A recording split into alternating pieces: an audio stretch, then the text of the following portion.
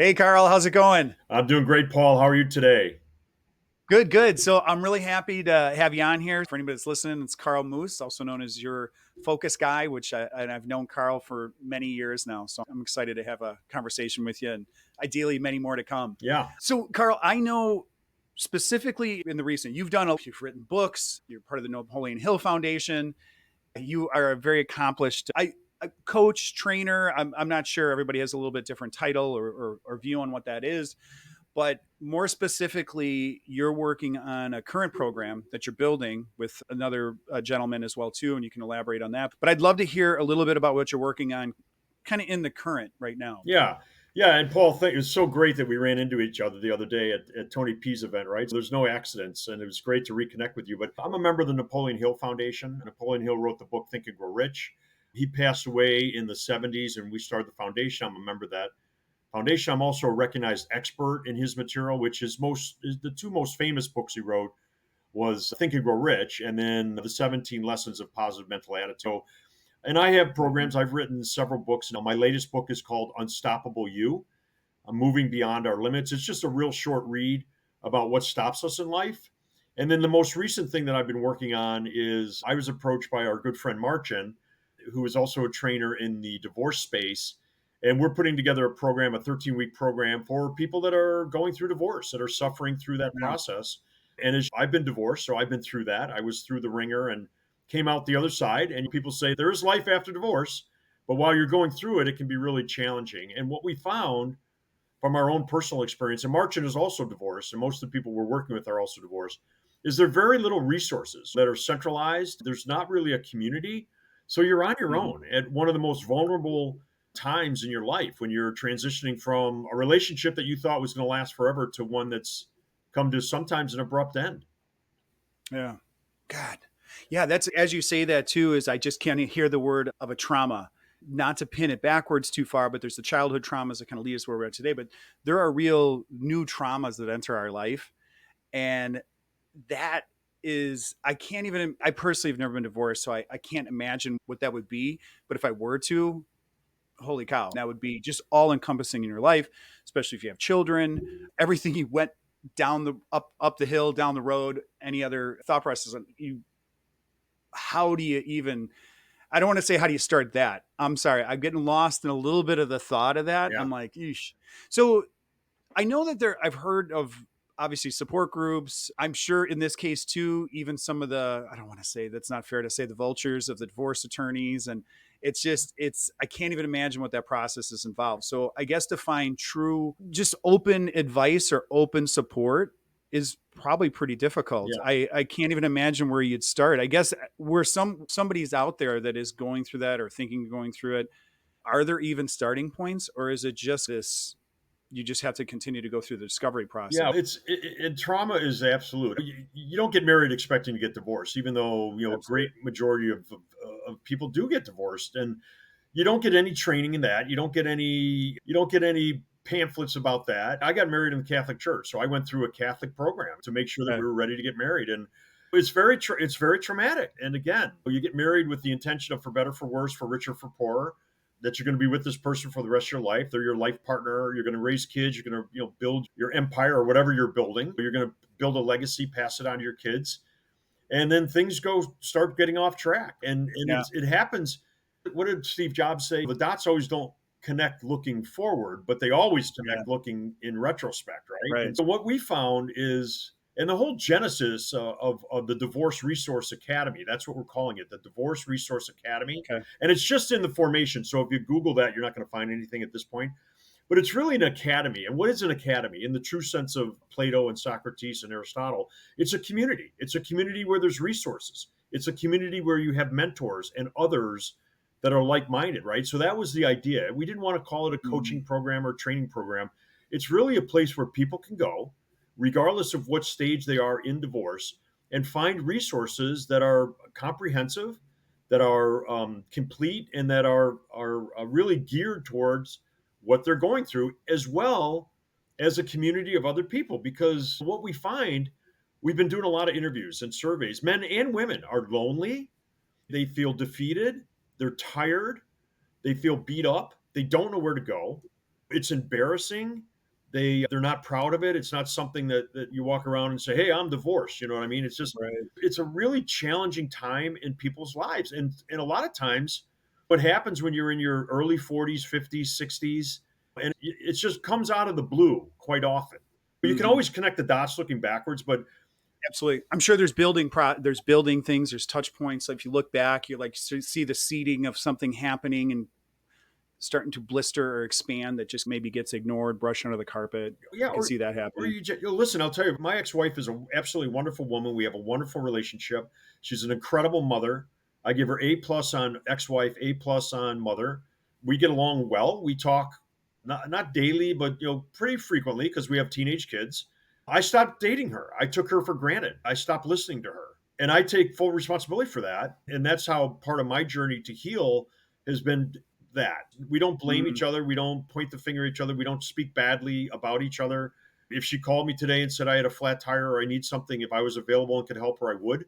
We focus on our kids. We're very fortunate from that perspective. And yeah. again, I don't recommend divorce. I always recommend Right. try to work it out because most of divorces do not end amicably. They Sure. it's a challenge, and like any fight, when I played hockey I was a bit of a fighter. I don't care if you won or lost, you got hurt. And so it's the same thing with divorce.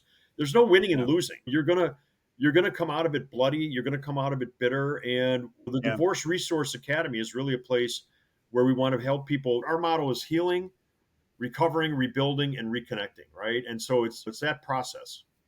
Yeah. And I imagine too, you really touched on some of that with the exchange. You're dealing with somebody who knows you better than anybody else on this planet and knows your, let's call them triggers, your weak points, your Achilles. So they're going to know if it's time to hurt or do little hurts of communication back and forth. Nobody's going to know how to do that better than the two of you with each other. pushing each So other you're talking, yeah, pushing each other's buttons. And the biggest thing we find is there's no place to talk to people, right? That's one of the biggest yeah, things. And we've all, listen, I remember before I was a parent and had kids, I'd be hanging out with my hockey buddies or whatever, and someone would have kids and parents, and all they do is talk about their kids and how great it is yeah, being married. I say, oh God, shut up. And then I had kids, right? And now I talk about my kids, right? So it's the same thing with divorce. You don't yeah, want to go to a cocktail party and listen to a man or woman just talk about their divorce. And right. they don't have any other place to go. So part of this, Yeah. Even, oh, sorry. I was going to say, even if it is, how do I say this? There is a level of, let me back up really quick because we enter those relationships at, at a certain point in our life, who we are, our identity at that time. You, and you together, you grow, evolve, and you become a different version of yourself internally. They become a different version of themselves and become something together. So now you've built this thing, but you are a different person than when you entered into this relationship. And there is a sense of maybe even at some level there is this is the highest and best. I'll just say, even though that's taking it very emotional, all the emotion out of it, it's still again the trauma. But there might that actually those paths might really be for the highest and best for both of you. But to your point, you don't want to go to a cocktail party or be at dinner and just talk about the woes of the divorce.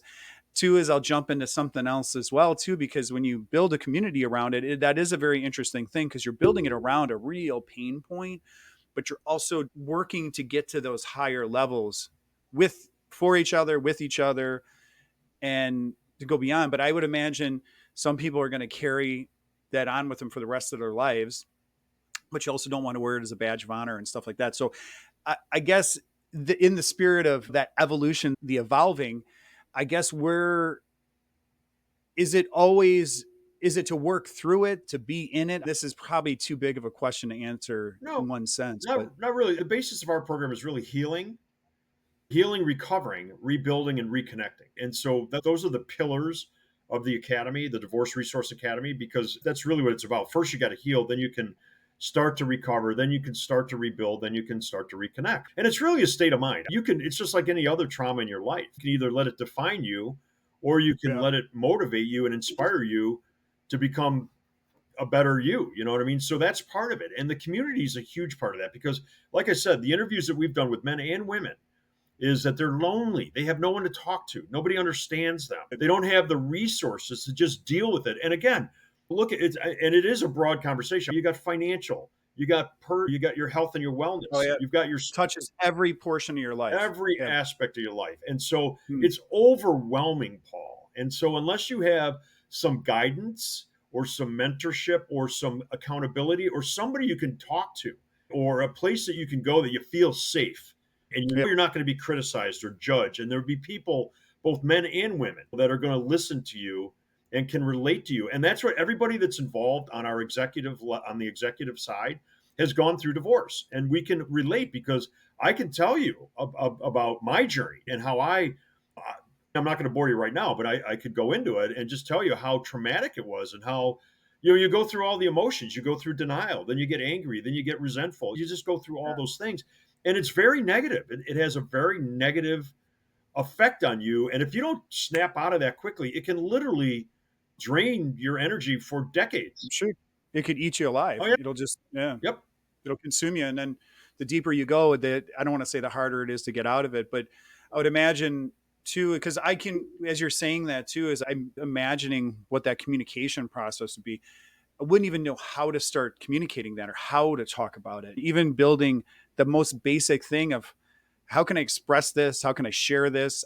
I don't even know what to do without personally. I wouldn't want to come off. I would imagine too, come off like a burden to somebody where all I'm doing is just complaining and talking about all those negative things in my life. And so that's where, like you said, the healing and the rebuilding.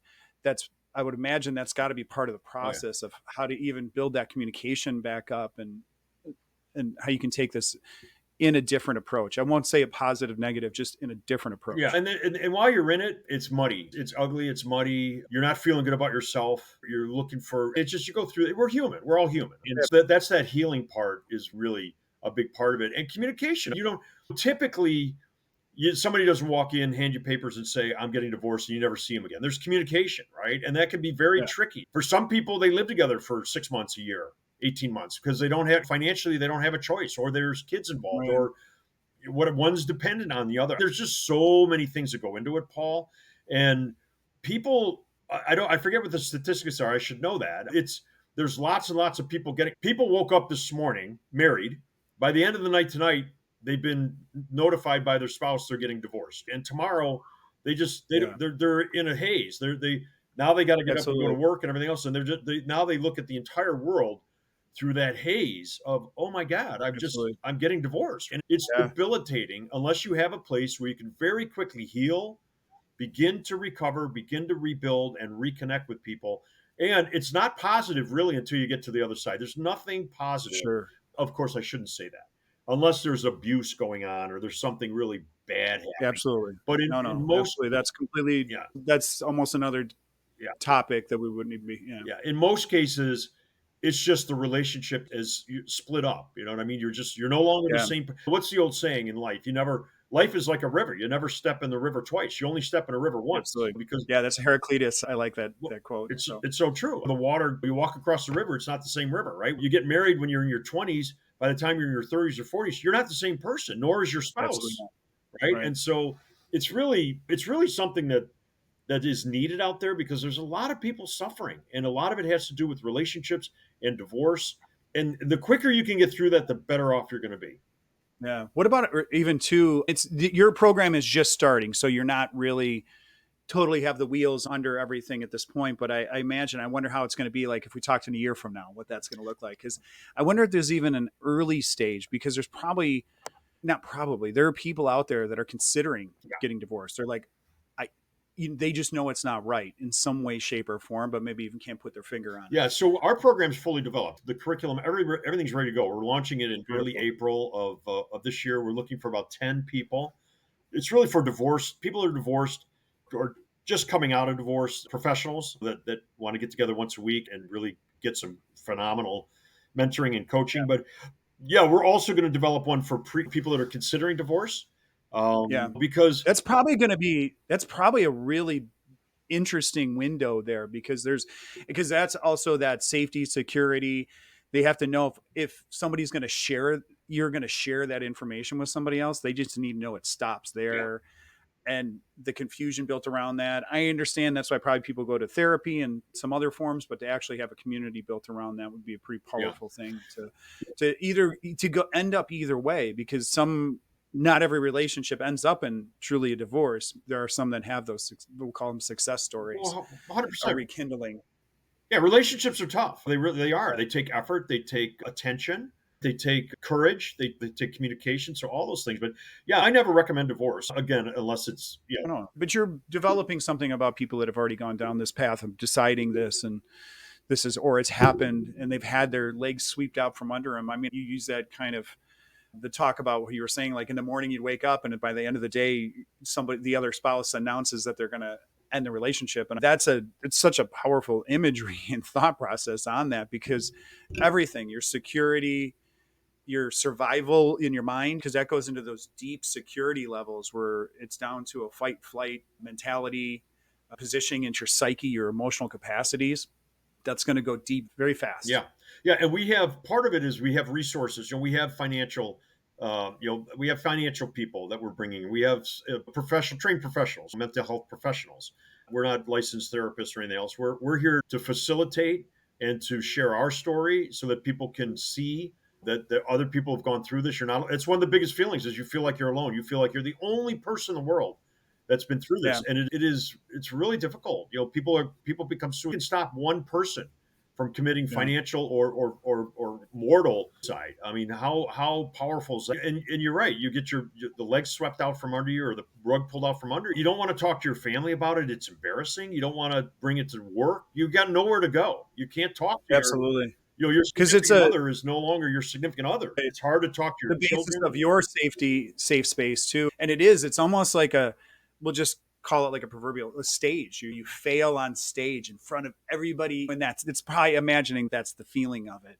Now, there's probably too another side of that is where your family or maybe your friends are like, yeah, I saw this coming for a long time. Maybe deep down you knew this was coming for a long time.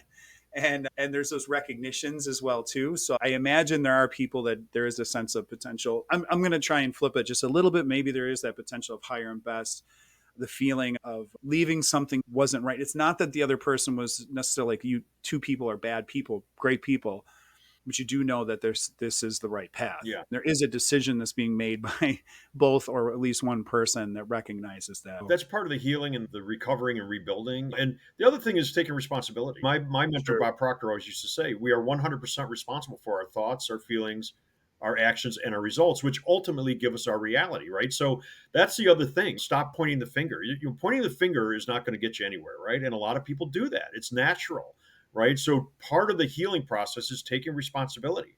What are you responsible? And I remember Bob used to say, he said, you're 100% responsible in every relationship. You're not 50-50. A marriage is not 50% me, 50% you. It's 100% Right. you and 100% me. So what are you responsible for? And that was a big thing for me. I could take responsibility. I stopped dating my wife. I stopped appreciating her. I stopped bringing her flowers, right? I stopped telling her I loved her. I stopped telling her, kissing her and hugging her, right? And I took her for granted, You right? expected she'd always be there, expected that, yeah, Yeah. there was, you set those expectations in your head. Yeah. And again, that's it's not right. And I could say it's part of human nature. Unless someone's saying, It "Hey, is. remember to do this stuff." And if you don't have a good support group, I happen to have five brothers and sisters, right? So we've got a really great family, and my parents are in their 90s, so I'm very fortunate Oh, cool. that I have. Yeah. But not everybody does. Right. And for example, my ex-wife's family's in Philadelphia. We're in Chicago. She's very close with her sister, but she's not. She's very tight with her sister, but she's not close with her sister because her sister's 1,000 miles away. So all these things play into it, and that having that place to go after this trauma, it's like going to the Yeah. emergency room. There's no emergency room for divorce. Yeah. Absolutely. I'd also, too, and this is probably going off a little bit down the path, but I'd also hate to see somebody just jump into another relationship just for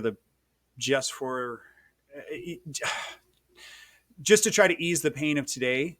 And again, that's where you went into the healing, and you even used the recognition of where you stand, where you've been, and so you don't end up doing something like that, because that's a colossal mistake to just jump into another thing just for the sake, because it isn't this. Yeah. I don't want this, so now I'm just going to take this or whatever that is. Oh, So we see that all the time. And I'm yeah. laughing because my father's 95. He's got a buddy of his, I think is Hmm. 92. He's on his fifth marriage. Oh my God. And, Now that's a whole nother thing. That's well, I think she's 72. So Sure. he's my dad's, yeah, he's robbing the cradle. I'm like, Dad, she's Yeah, 72. she's a consenting adult. Yes. Yeah, She's- yeah. But to your point, yeah, we see yeah, that. I know a friend of mine, he's gone through two nasty divorces and he dates these women and there's not saying anything against the women, but he's going into these relationships for all the wrong reasons. And then absolutely.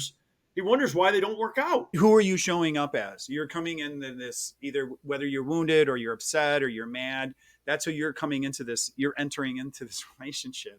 So you're not even the truest sense of yourself. You didn't get back to relatively back to center, back to that heart home, those equanimous states, or even close to it. You're just coming in with all this pain or potentially aggression.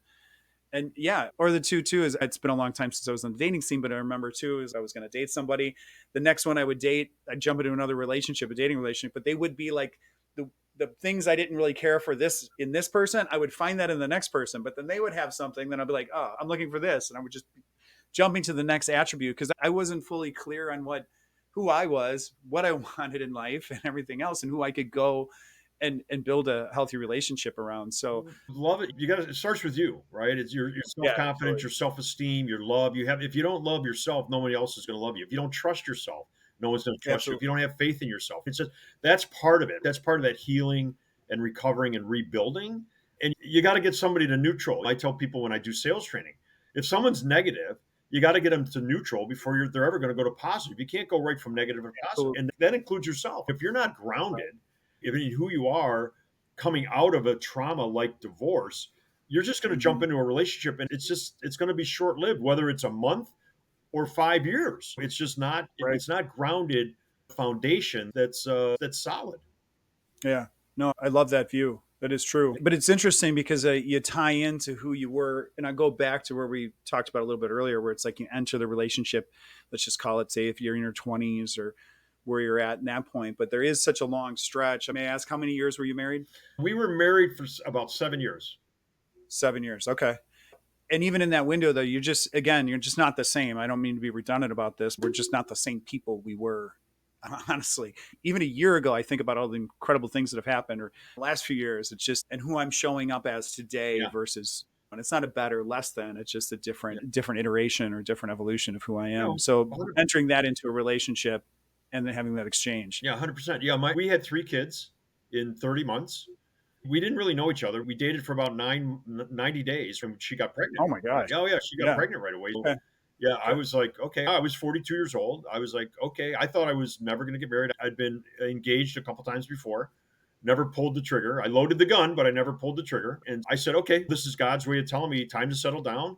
And by the Absolutely. way, my children, I would not trade them for anything. It was Oh, the best. From back to your point about the positive is I've grown, I've become less selfish, and I have three unbelievably amazing children. And I have a relationship with their mother for eternity. That will never, when I'm dead 500 years from now, I will still be the great grandchild or grandfather of somebody, and that started with my ex-wife and I. So that's absolutely. that is what it is. But to your point, it's that river. 7 years went by, we were not the same people, and things. Yeah. And again, that's a whole nother story, unwinding it all. But the point is, Yeah. we all go through that. I think people do get stuck on what even too you can't let go of certain things that maybe even at that entry point of who you were, and people still even in a relationship they can still hang their hat on what how we entered this relationship in and even judge or dictate or have conversations built around today of what their interpretive view or what they think that you should be based on who you entered in instead of who you grew together with became with each other. Yeah, yeah, and listen, here's the deal. My father used to say, men marry women thinking they're going to change, or thinking they're not going to change, and they do. Yeah, And women marry men thinking they're going to change, and we don't. Right? So right, that's funny. it's true. Think about it. We True. marry a girl, we get married in our mid 20s, and we think, oh, she's going to be like this for the rest of her life. And at the end of the day, that's not the case, and we don't want them to Right. stay like that. They Yeah. marry I've us. even heard guys I at this age, this was long old conversations, but guys were like, she was so fun when we first started dating. We'd go out and go to the bars and have a good time. It's like it's just, what are you gonna do that for the rest of your life? It's at some level like we're At the end of the day, they evolve and we don't, right? They marry yeah, us thinking, oh, he's got a lot of potential and I don't like this about him, but I'll change him. And at the end of the day, we don't yeah, change. It's funny. yeah, My mom's 93, my dad's 95. They've been married for 70 some odd years. And by the way, not a perfect marriage by any extreme, but they came from a different mold, right? Yeah. If they were born in the 20s, if they were born in the 40s or 50s, they probably would have got divorced, but they didn't. They stuck it out. And it's Yeah. hysterical because I tell my mom, I said, Mom, you've known dad since you were 9 years old. He's not going to change. He's not going to change. And he's still he's the same way he was. And so my point is, when you get divorced, you start to go back and say, oh, it's her fault, or it was his fault, or I tried, and all that stuff. And it really can be, it's really not productive, right? And so No, it's not. unless you have a place it's like a pressure cooker. Unless you have a place to Yeah. relieve that pressure, have a Yeah. conversation, get some mentoring, get some training, get some tools. And again, I can tell you horror stories about people that were completely dependent. They gave up everything, men and women, and now one person holds the purse strings and now they're gone and they've got to sell the house and the car and they've got no way, I mean, Yeah. there's all these. I would imagine that's the weaponizing or wielding the power. There's things like, and this is off too, but it's like there's mental illnesses, there's narcissisms, there's a lot of things that can play into the Greek tragedy, the human play that we project. But I think going back on a little bit lighter, it's just I think there is some of that stuff where you touched on. It was almost like I interpreted it as like the bitterness that I'm bitter with this person because of this. But a lot of times it's actually a reflection of how we showed up there. We're actually more upset with ourselves. A lot of times we're more let down by ourselves than we are this other person. But it's easier. I think sometimes it's easier for our psyche to project it onto the other person. It was them, Yeah. but it was just like, and this is the stuff you're talking about with the unpacking, where you start to realize I was a willing participant in this. Here's what I do. For your example is, and this is a great reminder for me too with my wife is, don't forget to date her. Don't forget to tell her that I know I appreciate her. Don't forget to tell her you appreciate her. Things like that just get lost in the day to day because we get trapped. We not trapped, but we get stuck under the bus fixing as far as the mundane, the laundry, the bills, the groceries, whatever it is that we get lost in the days, the weeks, the months, the years, and they just click by. Oh yeah. And those beautiful times of coming back into center with ourselves and center with our partners, center with our kids, and experience life. Yeah. I get wrapped up in my own garbage all the time, and just lost in the fray in that, stuck up here. Yeah. We're all human, right? And there's a Yeah. great book, I forget who wrote it, but it's called Love Language. I don't know if you've ever read it, but Oh, I've heard of it. I haven't read it, but I've heard it's of a it. great Yeah. book. It talks about the 5 languages of love and how, Yep. for example, love for me is service. I'll go over and do the laundry. I'll wash the dishes. That's part of how I express love is by Mm-hmm. service. That's one of the languages. And also I'm physical. I love physically. If I'm involved with somebody, I physically like to be around them. I like to hug them, touch them. Like Yeah. if your partner isn't receptive of that, if they have a different love language, right? Oh, and you feel the rejection. Could be a It's rejection in just there. out of sync, right? And so you might be Yeah. providing services that person may never say thank you. Yeah, Yes, because they I just could don't. see that. There's nothing wrong. They just don't recognize it, or right. Or some people aren't huggy touchy feely. So if you're a huggy touchy feely person like I am, the other person is like, "Why are you always hugging me? Stay away from me." And that feeling of rejected and I could totally see that. I'm thinking about me, and I'm just thinking about with my boy. I got two younger boys and my wife. And I don't know, I didn't read the books. I don't know if this is really a thing, but I know for providing, that's a big thing for me. And obviously there's always tied to the resource of capital, money, providing the home, providing a safe environment, and the needs and the wants are there. That's some of the stuff for the giving of that. And that to me is very important because that ties into those securities or what have you. But it is interesting when you see people that are off sync, and you can probably see they might lean heavier into those love languages, thinking I'm gonna give more, I'm gonna be more touchy feely, I'm gonna be more affectionate. Then they're gonna realize that's what I need. But then the other person's the clinger, you stage 5 clinger. You can see the balance or the retraction there because it's just because I would imagine it's I'll give more of it, and not understanding and building through the communication of that. Was that a Vince? But that's real powerful that she touched on. Was that a Vince Vaughn reference? I just heard you say it. I think it was. Yeah, it was. You feel I like think Vince Wedding Vaughn. You Crashers. could be related to him. He's Oh my gosh, I've been told that before. I don't really see it, but I'll accept it. a He's funny. stage 5 clinger. Oh my god, Stage 5 click. that's one of my No. favorite movies. Even in that movie, it talks about the relationship about the one girl and the guy that's abusive and he's cheating on her before the wedding. And Yeah. there's lessons to be looked at from that wedding. And it's so funny. People have different perspectives. Somebody that's in love and they're thinking about getting married and they see that movie, they see it one way. At least another person that's Well, that's true. in an abusive marriage or a marriage that's not working would see that movie a different way. And then somebody on the Absolutely. other side of divorce will see something totally different in that movie. And life is like that Yeah, as well. It's just a matter absolutely. it's a matter of perspective, Yeah. and it's really important to be aware of that. Listen, all the work I've ever done with Napoleon Hill, one of the things that I've gotten out of that work, with the work, decades of work with Bob Proctor and Don Green, and with other members of the Napoleon Hill Foundation, Sharon Lechter and Greg Reed, and a whole bunch of people, is it's really about elevating your level of awareness. And our course is really about that as well, elevating your level Mhm. of awareness, because when we're aware of these things, now we can do something with it, right? If you're aware of your behavior, if you're aware of your thoughts, your feelings, your actions, and how they're received, then you can do something with that. But so many people are not, and Bob used to say it all the time, always be aware of your awareness. Like, how aware are Mhm. you of what you're doing, how you're feeling, what you're thinking, right? Because that's a key part of managing yourself and then being that person that you want to be and being that person that the other person saw in you, right? And when we drift from that and when we're not being aware of our awareness, that's when we start to drift, and that's where the gap starts to happen. So these are all Mhm. things. Relationships are very tricky, you know what I mean? They are, and they take effort, and that's not a bad thing. And they, by the way, they reward us tremendously. We're social creatures, human beings, right? We like our alone time, but we wouldn't survive without each other. Think about that for a minute. A baby that's Mhm. born, it's not like a whale or a shark. They're born and they can swim around, or not so much a whale, mammals, but more other creatures. They can get born and immediately be functional, right? Human beings are Yeah. not. Mammals are Right. not. We're dependent on each other from the day we're born. And if we didn't have social, that's why we smile, right? That's why we're visual. We recognize Mhm. our parents immediately. That's and all those things. We smell we get the scent of our parents.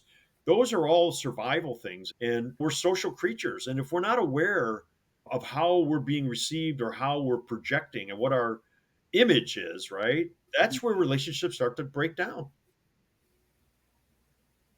Absolutely.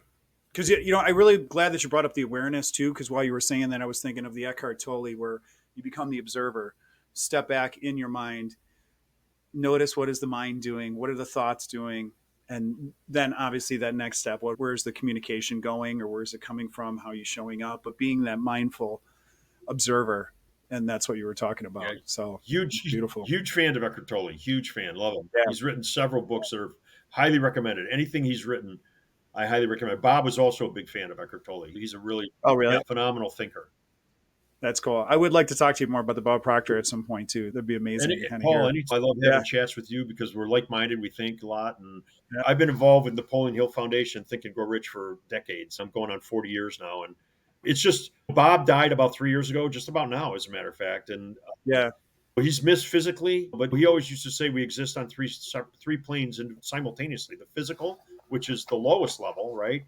The intellectual, which is the next highest level, and then the spiritual, right? Well, physically, Mhm. he's no longer with us, right? But intellectually and spiritually, just by virtue of this conversation, just by virtue of hundreds, if not thousands, of conversations that are going on right now as we speak around the world that are involved with Bob Proctor, he'll be immortal intellectually and spiritually because he was that powerful. And anyway, yeah, no, I'd love to talk to you more about that because Absolutely. had a huge influence on me. And by the way, he had a huge influence on my healing after divorce, on my recovery, my rebuilding, and my reconnecting. Because I could have very easily gone into a bad, dark place and stayed there, but I chose not to because of his training. 100%. Yeah.